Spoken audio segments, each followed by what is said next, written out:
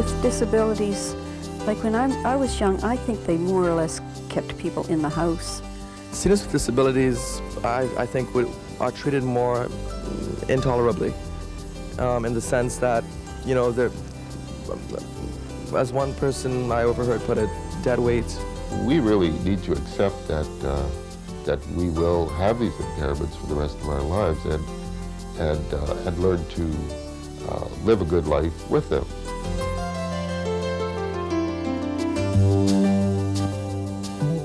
Hello, and welcome to a special edition of DNET, the Disability Network. I'm Ming Wong. For centuries, society's attitudes toward people with disabilities remained the same. People were isolated, pitied, institutionalized. There was very little change. But since the turn of this century, there have been two major changes in perspective. A group of people who are now seniors have seen these developments in their lifetime. Almost half of them have a disability, and their numbers are growing. Today, we'll look at how they've been affected by new ideas and approaches to disability.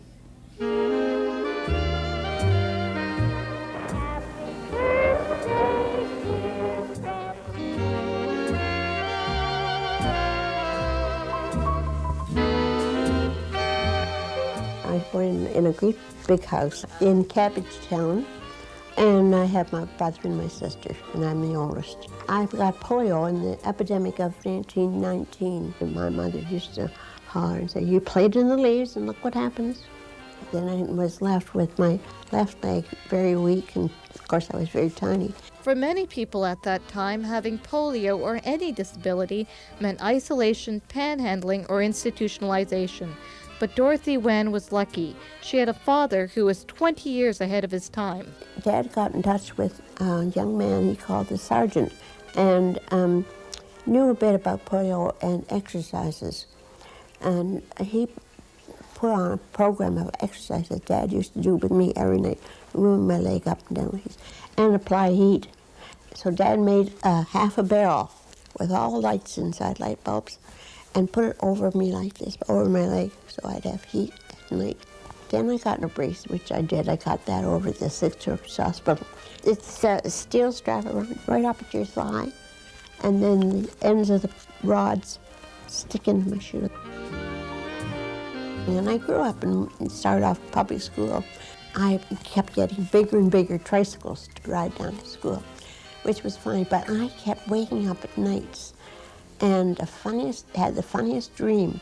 And the dream was that we had a great big ladder going up the side of the house, and I would go up there, and there was a slide right down into the schoolyard, over all the streets and everything else. I remember once at a high school, I had a date with a nice guy, and he had polio too. He walked with about the same limp I did.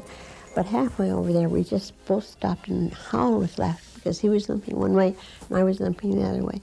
And we said, we can't do this, you know, we have to stop. It was too much. But I wouldn't say I was neglected at all. I was a normal member of the family. And Dad and Mom did everything they could for me.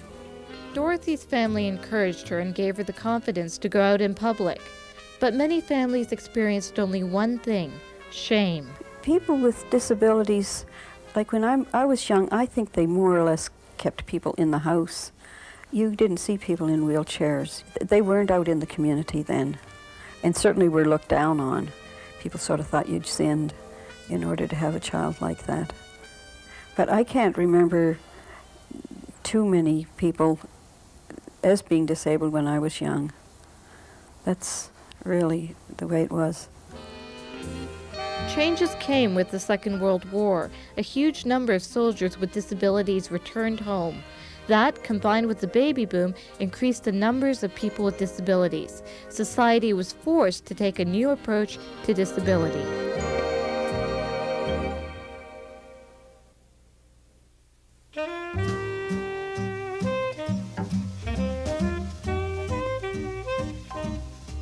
No, democracy is not dying.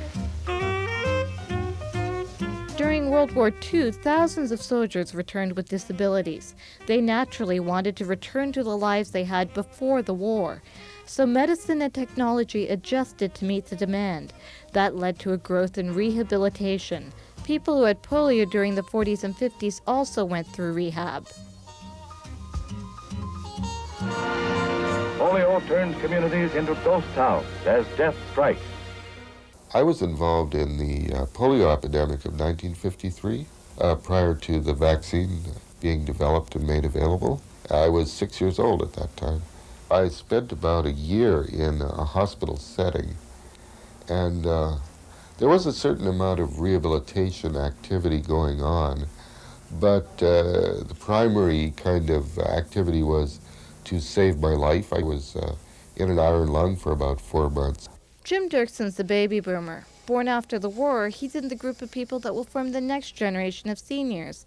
He's been in an institution, gone through rehab, and become a leader in the independent living and disability rights movements in Canada. If I had been disabled by polio in the 1920s, I would have likely died. And had I survived that, I probably would have not gone to school. I probably would have been very isolated. People with disabilities were often isolated in their family circumstances. They were institutionalized as well.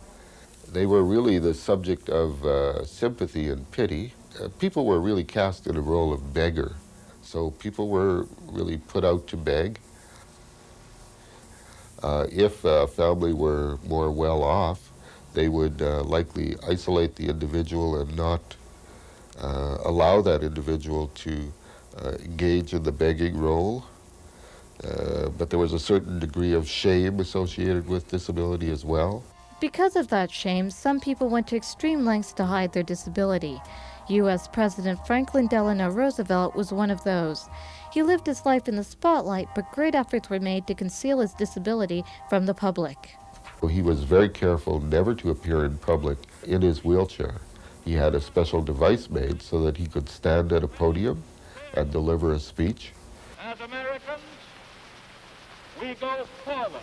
People around him had various techniques and strategies to hide the wheelchair from the cameras and from the crowds.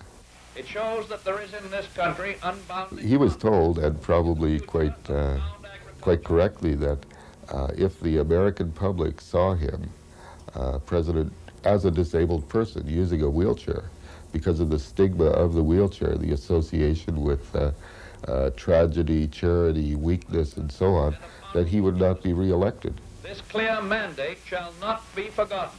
Just before Roosevelt died, near the end of World War II, he saw the birth of the March of Dimes. At the time, they focused on the elimination of polio. They did that in two ways, by searching for a cure and by encouraging people to abandon their braces and wheelchairs. And I guess I still wore the brace when I met Bill. But right away he started to say, "You don't need that, you can walk without it." And I said, "Are you sure?" "No, I can't." "Yes, you can. Don't wear it." I had quite bad limbs. Like that. I mean, you could tell. We used to go for walks up and down the street until I got so that I could do all right. Dorothy managed for 30 years without the brace. Then an accident forced her to deal with her disability again.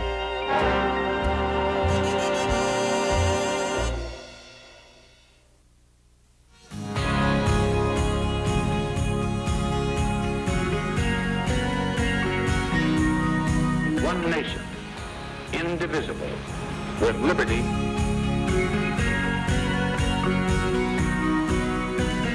I never did start to wear it again until I broke my hip. But just after the operation, I was getting better, and they put me into a Toronto Rehabilitation Center. The fact was that a lot of people tried as hard as they could to become non-disabled, to be completely rehabilitated, and they weren't able to.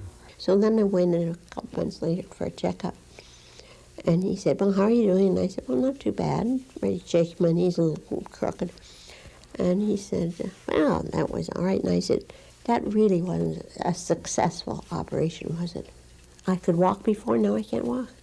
Do you call that a success?" We say that the medical model was applied to disability.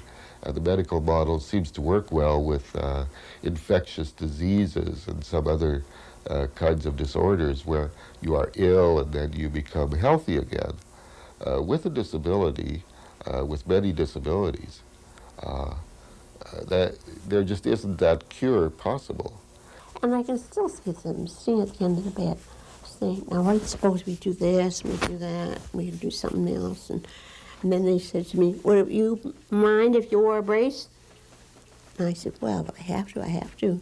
We really need to accept that that we will have these impairments for the rest of our lives and learn to live a good life with them. It was just the failure of the rehab model, of the expectations that were laid on disabled people, that caused disabled people themselves to say, wait a minute, the problem's not in me, the problem isn't my lack of ability, the problem is really in a society that won't accommodate my differences. So we saw the independent living movement emerge for people with disabilities. These railings are marvelous. They're just screwed. I have them downstairs too in my bedroom with the on the dresser so I can hang on for sure. The word consumers is often used by people with disabilities to portray themselves as active decision makers. When I moved in here, it was a regular fridge with a freezer across the top. But I soon found out that wasn't really what I wanted. So we turned that one in and got a side-by-side, which, there, you see the freezer, all this stuff's available to me, and all in here is available to me. That we have the power to choose this service or that service, or not to choose any service, to be in control of our own lives, if you like. My son and I, we go over everything and just see if there's a different way of doing it, which I think is the key. My theory is if you can't do it one way, step back and do it another. The word consumer has some limitations as well. I mean, we're also providers, we're also creators, we're also producers, we're also citizens with rights and obligations. Stuck. I cannot be at the disposal of that lift when I have to go out. It's very, very serious, and I want you to come tonight and do it. Consumer power gives us back a little part of the control that we need over our own lives, and part of the share of power and influence that we need to have to be fully interactive in our societies. All right, thank you very much. Bye-bye.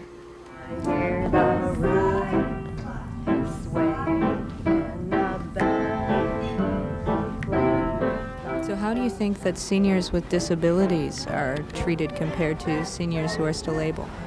Seniors with disabilities, I think, are treated more intolerably, in the sense that, you know, they're, as one person I overheard put it, dead weight.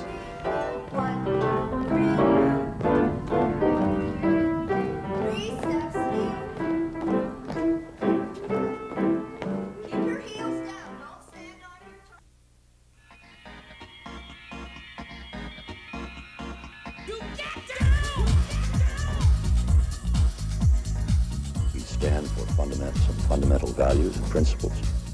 I think certainly some people certainly accept people with disabilities, but there are other people, as there are in the whole community, the whole population, who don't accept people with disabilities, who reject them, who resent them, who won't come to a senior center because of all those old disabled people sitting around, who don't want them in their company. It reminds them, I think, of what might happen to them. I certainly wouldn't want to be in that position. It could be difficult if I have a disability as a senior. People with disabilities or elderly people who will often put off using a hearing aid or using a wheelchair and will struggle on without these aids because of the stigma attached to disability.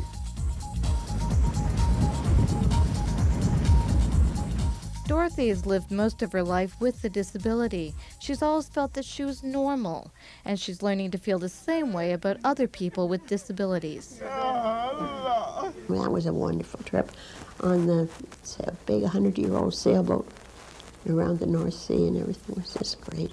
One girl there, she said, "Sweetheart, she has cerebral palsy." And by the end of the trip, I could understand her. You know, those people cannot talk very well. And she said, "Dorothy?" And I said, "Yes." And she said, "I like you." And I said, "Come on, Linda, I like you too. You're great." And we had a wonderful trip, didn't we? And she said, "Oh, yes."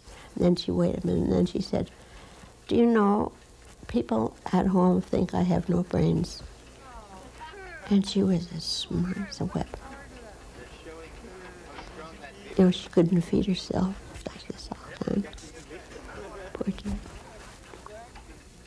But by the end of the 2 weeks, you see, she was to me a normal person. My friend that I take care of, we went out to the store to get a VCR, and he's in a wheelchair, and he talks slowly. He's had a stroke, and the salesman persists in talking to me, and I kept saying to the salesman, not just one salesman, I'm not a technical person. He's the one that's buying this. You speak to him. Don't speak to me. Speak to him. And invariably, he'd look over at me and not at this gentleman who was buying the VCR.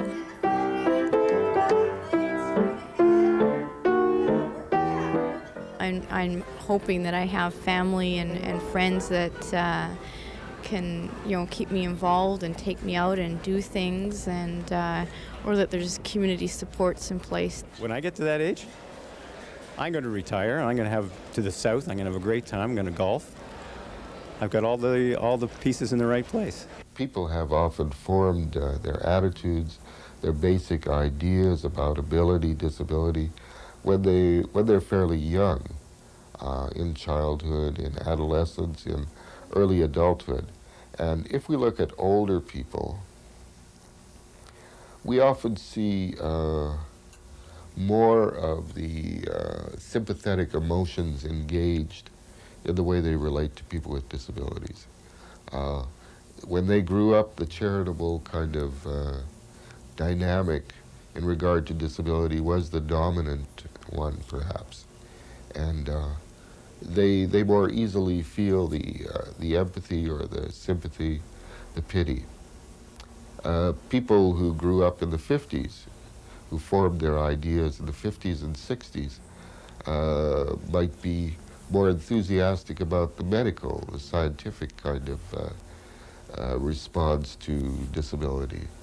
Kids who've grown up with other people with disabilities in their classes, who've been fully integrated with disabled kids, are often much more accepting of the idea that people with disabilities will live ordinary lives, will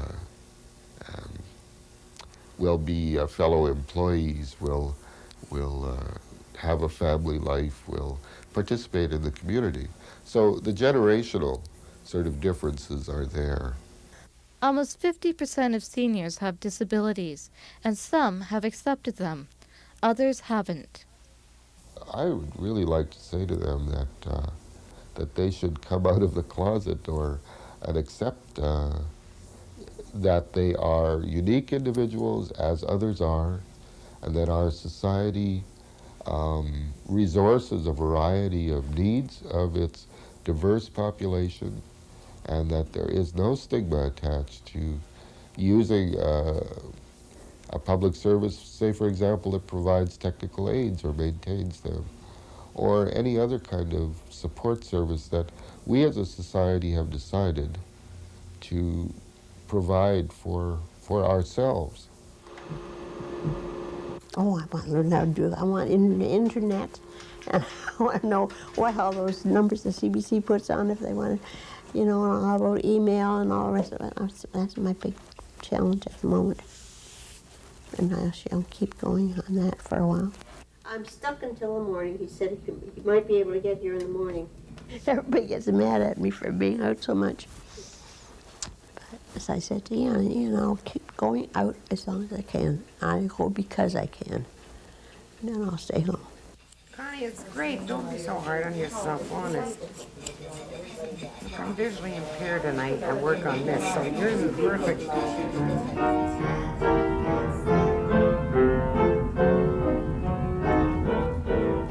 If you want to live instead of vegetate, you will look for places that offer you the type of things we have here.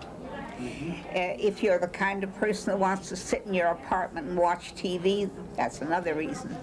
But most of the people that you see here are looking for intelligent sort of programs and other things, you know. They are very anxious to keep on living and learning. There's no end to learning as long as you're alive. I think it's a matter of growing and learning, and I still do learn something every day or month or whatever, even if it's small. But I think when I was little, I was too busy just plain growing up. I think the change came along. There was no big moment when it happened. The change came along just because I learned. Remaining independent in the community means taking an active role in getting the services you need. Whether you have a disability or not, that's one of the things that comes along with independence. That's Disability Network for this week. Our address is coming right up. I'm Eng Wong. See you again next week. You can write to us at Disability Network, CBC, Box 500, Station A, Toronto, M5W1E6. That's Disability Network, CBC, Box 500, Station A, Toronto, M5W1E6. Or you can fax us at 416-205-3399. This program is brought to you in part by the Canadian Association of Independent Living Centres, promoting and supporting the development of independent living resource centres across Canada.